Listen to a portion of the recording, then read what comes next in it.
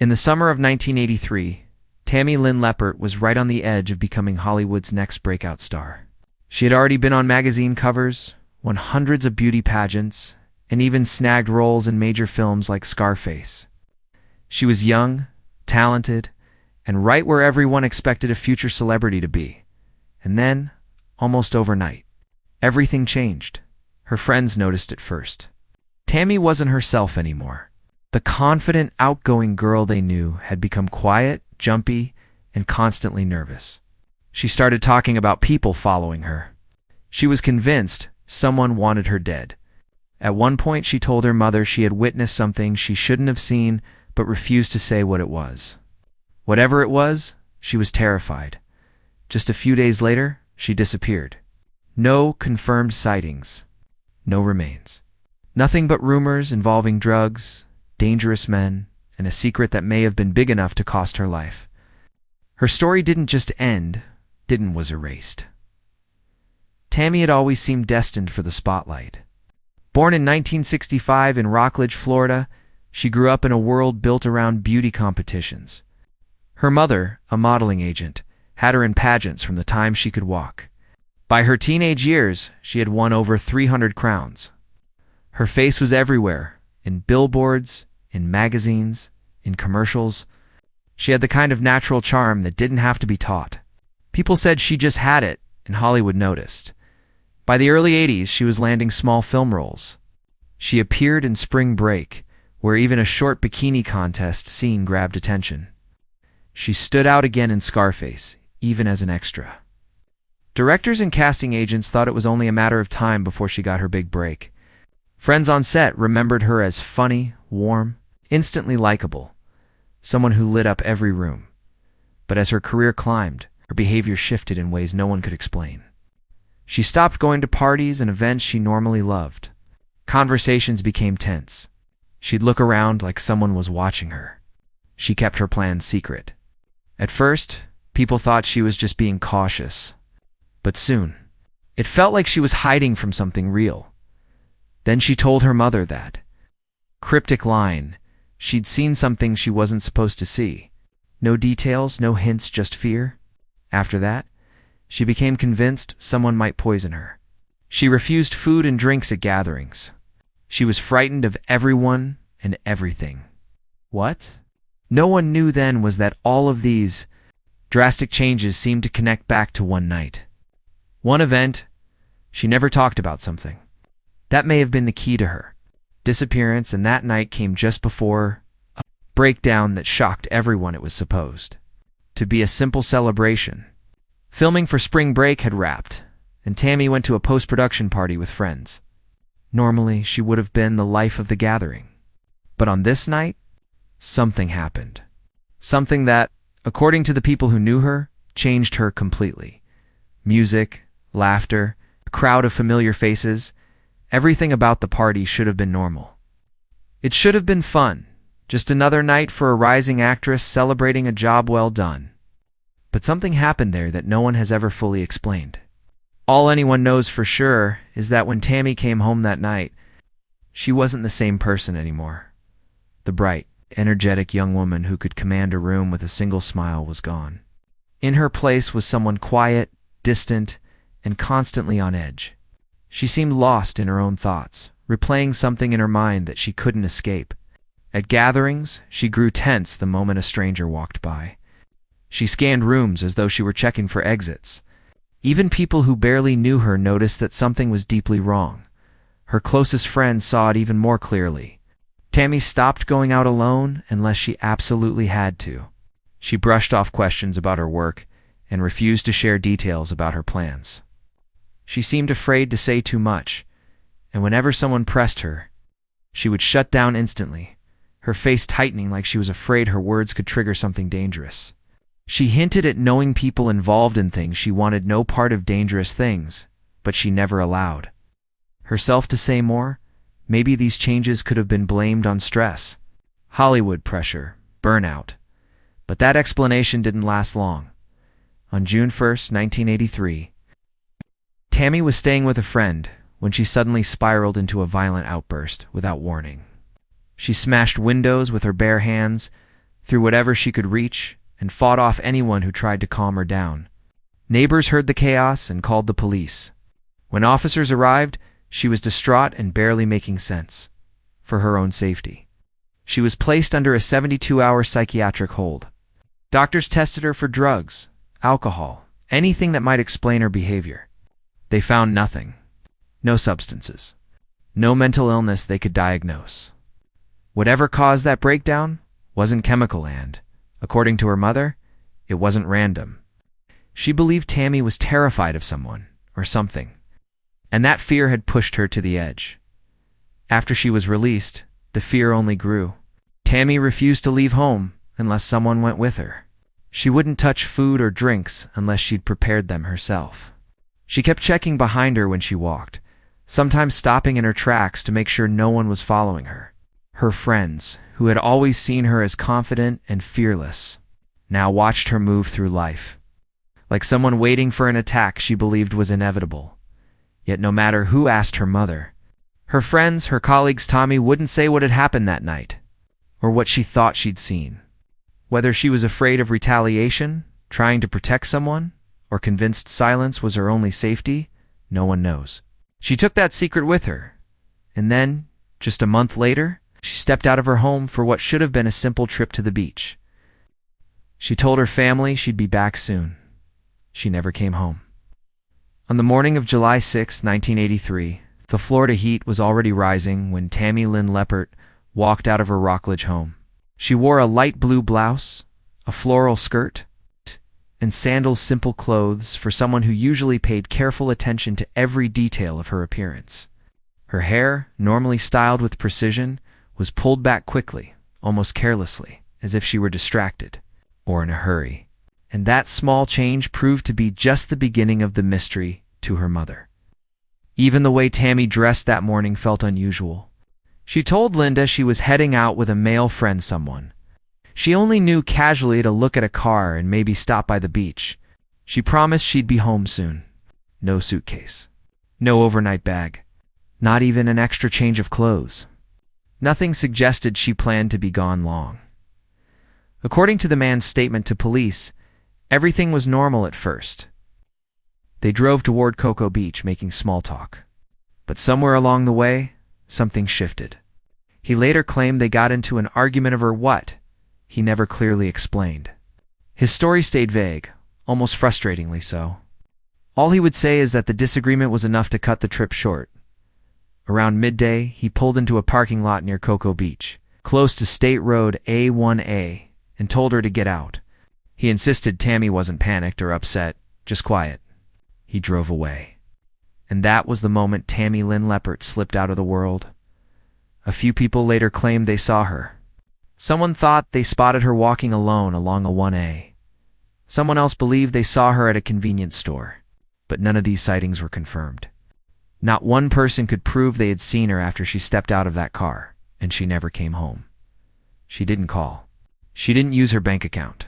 She didn't collect her modeling paychecks or pick up clothes from her house. Every single trace of her life stayed exactly where she left it. It all pointed to one terrifying conclusion. Whatever happened to Tammy happened fast. Either she met with danger within hours, or she was taken somewhere she couldn't escape. Linda filed a missing person report the same day. She told police her daughter would never disappear voluntarily. Tammy had no history of running away, and despite her recent paranoia, she was planning for the future auditions, photo shoots, and new career opportunities that were already on her summer schedule. Investigators interviewed everyone they could. Friends, family, acquaintances. They retraced her final steps. Searched beaches, parking lots, wooded areas, anything within reach of her last known location.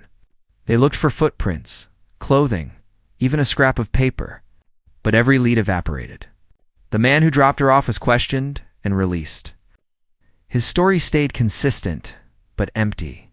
No signs of a struggle. No witnesses. No physical evidence. Even the ocean, just a short walk away, was searched again and again. The waves brought back nothing.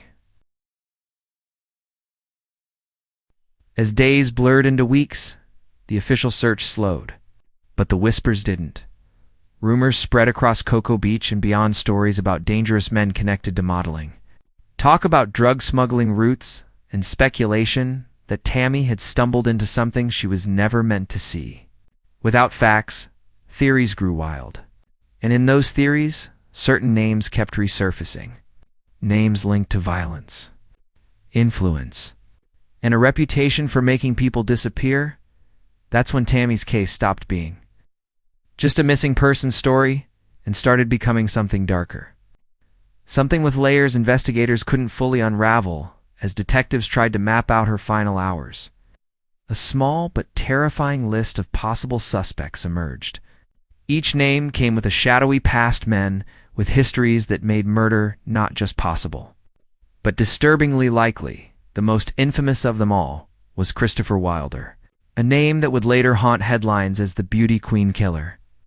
Wilder was an Australian-born race car driver who disguised his predatory nature behind wealth, charm, and polished manners.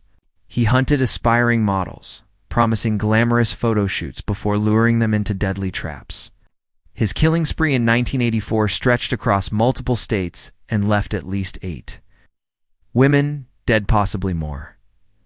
What made Wilder stand out in Tammy's case was timing and location. He was in Florida in 1983. His victims were young, beautiful, often involved in modeling or pageants.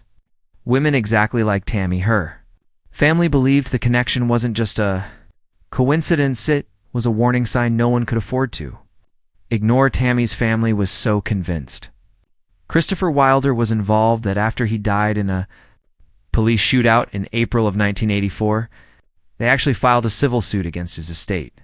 But without solid evidence, the lawsuit was dropped. Even so, the suspicion never disappeared. If Wilder was responsible, he took the truth with him when he died. But Wilder wasn't the only monster lurking in Florida at that time. There was another name, one that sent chills down the spine of anyone who heard it: John Crutchley. The media later called him the vampire rapist after a woman escaped from his home and told police he had abducted her, assaulted her, and drained her blood. He lived in Brevard County, the same area where Tammy vanished, and he was known to prey on young women. Investigators looked at him briefly, knowing his crimes were the kind that made foul play more than plausible.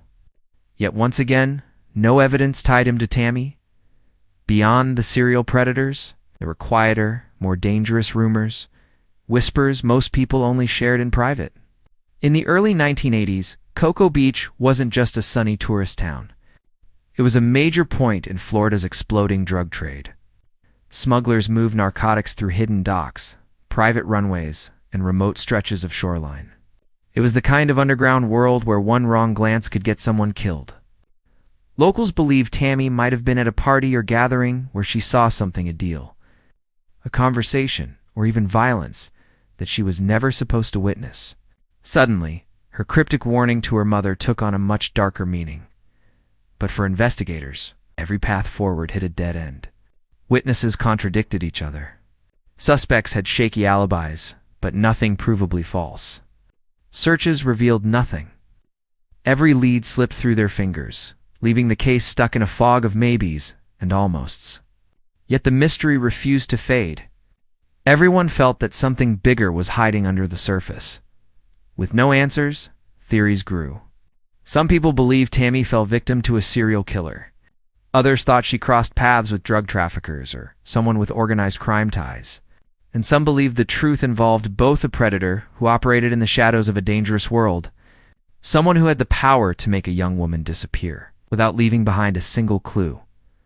What makes the case even more haunting are the memories from people who spent time with Tammy in her final weeks.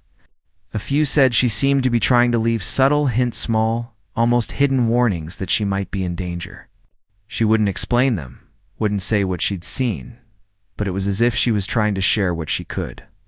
Without saying too much, if those warnings were real, they suggest Tammy's fate might have been sealed. Long before she stepped out of that car near Cocoa Beach, her disappearance may not have been a random event, but the final step in a chain of decisions someone else had already made. The moment she became a loose end. And that leads to the chilling question that has always been at the center of this case. Who was Tammy Lynn Leppert afraid of? And what did she see that made her a target? What exactly did Tammy see? That one question has haunted her family for decades. They've always believed she stumbled onto something criminals, something involving people who couldn't risk being exposed. Florida's Space Coast in the early 1980s wasn't just beaches and surfers. It was a key route for drug smugglers and money launderers. Hidden airstrips, isolated docks, and fast boats made it easy for traffickers to move huge shipments right under everyone's noses. Tammy's mother thought her daughter had discovered something tied to that world, maybe at a party, maybe through someone she met, maybe on a night out with the wrong crowd. Whatever it was, it changed her. She suddenly altered her routines, pulled away from certain acquaintances, and began fearing poison in her own food. She stopped going to casting calls for no reason at all, and avoided industry events she used to love. Then came the phone calls. After Tammy vanished, Linda received several anonymous calls from a woman claiming Tammy was alive and planning to become a nurse. The calls didn't offer real information. They were vague, almost mocking, and impossible to trace. Police followed one to a payphone, but it led nowhere. If someone was trying to reassure Linda, it had the opposite effect. It made her believe someone was manipulating the situation, and that Tammy might still have been alive, just not in control of her own life. Some people around. Cocoa Beach whispered about another possibility, one tied to Hollywood. Tammy had worked on Scarface, a film surrounded by rumors even during production. Those closest to her wondered if she overheard conversations or ran into people with criminal ties connected to the project. Nothing has ever been proven, but the idea that she was exposed to something dangerous has never died. If she had seen too much, it would explain everything: the sudden fear, the disappearance without a trace, the lack of a body, and how quickly the case fell away from the headlines. It wouldn't be an accident. It would be an erasure. 40 years later, the puzzle is still uneven and jagged, with pieces that refuse to fit. But the people who knew Tammy have reached a grim conclusion. Her disappearance may have had little to do with who she was, and everything to do with what she learned in the months and years after she vanished. Her mother devoted herself to finding answers. She called every police department she could, hired private investigators, even turned to psychics when reality offered nothing. She followed every rumor, every anonymous tip, trying to sort truth from fantasy. She kept Tammy's photographs in the public eye, but no matter how relentless she was, the silence never broke. In 1995, Linda died without ever learning what happened to her daughter. She died believing Tammy had been silenced. After that, Tammy's sister, Suzanne, stepped forward. She has kept the search alive, giving interviews, pushing for new investigations, and insisting that someone out there knows the truth. She believes time might loosen someone's grip on a secret, that guilt or age might eventually force a witness, or even a perpetrator, to speak. But the facts remain unchanged. No remains have been found. No suspect has ever been arrested. Every theory, no matter how compelling, is still only speculation. Was Tammy targeted by a serial predator who crossed her path on the wrong day? Did she witness something tied to organized crime and become a threat? Or was the danger closer than anyone ever realized? That's the cruelty of this case. Everyone is left to imagine the outcome, each version darker than the last.